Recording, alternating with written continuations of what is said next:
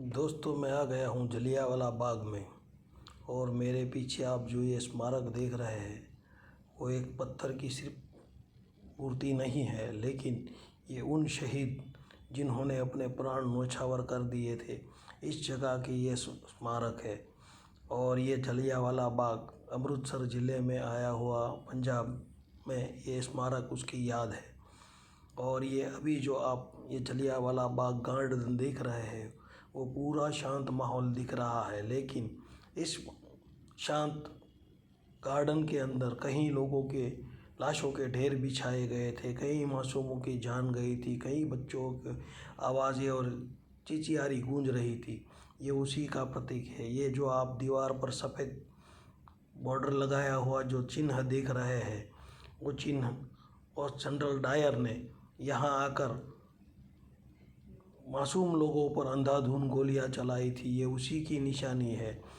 General Dyer अपनी सेना के साथ यहाँ आया हुआ था और बैसाखी का दिन था। पंजाबी लोग अपनी बैसाखी को मनाने के लिए यहाँ पे मौजूद थे और वहाँ पे लोग उत्सव मनाने के लिए आए हुए थे। तभी जनरल डायर ने वो रास्ता बंद कर दिया था। रॉयल एक्ट का जो कायदा था कि भारतीय को किसी भी कानून या अपराध के बिना इसको कभी भी बिना वारंट अरेस्ट करके उसको जेल में बंद कर सकते थे, उसके विरुद्ध में।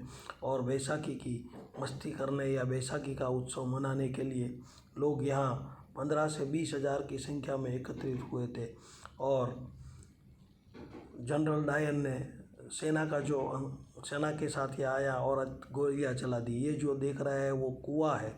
ये जो कुआं है वहाँ पे औरतें, बूढ़े, बच्चे सब लोग अपनी जान बचाने के लिए, गोलियों को से बचने के लिए यहाँ पे कूद गए थे। ये ऊंची दीवार फांद कर जा नहीं सकते थे, इसलिए कुएं में कूदकर वो अपनी जान बचाने चाहते थे, लेकिन ऊपर इतने लोग कूदे कि लोग अंदर दबकर ही मर गए। ये अमर ज्योत है जो उन शहीदों की याद में यहाँ जलाई जाती है। कई मासूम बच्चों ने और कई शहीदों ने अपनी जान देकर इस गाथा को अमर कर दिया था, जिनकी याद में ये हमेशा ये ज्योत प्रज्वलित रहती है। इसलिए ये अमर ज्योत किसी भी मौसम में बुझने नहीं देते हैं और लोग इसकी ठीक से हिफाजत करते हैं। लोग यहाँ मत्था टेकने जाते हैं और उन शहीदों को नमन करते हैं जिनके कारण हम लोग आज चैन की सांस ले रहे हैं। यही जलियांवाला वो बाग जो आज शांत दिख रहा है, कभी यहाँ पे ऐसे जनरल डायर के हुक्म से गोलियां चली थी और हज़ारों लाशों यहाँ बिछाई गई थी। सरकारी आंकड़े बहुत कम दिखाई देते हैं कि इतनी लाशें गिरी थी, लेकिन नतीजा कुछ और था। और जनरल डायर ने बिना सोचे समझे इन मासूमों के ऊपर अपनी गोलियों का बौछार कर दिया था। कुछ समय इतनी गोलियां चली थी कि लाशों के ढेर बिछ गए थे।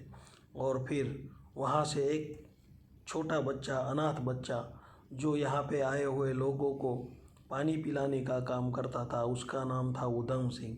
इसने इस खून की मिट्टी को उठाया और अपने हाथों में लेकर एक प्रतिज्ञा की, जब तक इन गुनहगारों को मैं सज़ा नहीं दूंगा तब तक चैन से नहीं बैठूंगा। फिर उसने एक बार लंदन में जाकर वहाँ के एक अफसर को गोलियों मारकर अपनी प्रतिज्ञा को पूरा कर दिया था।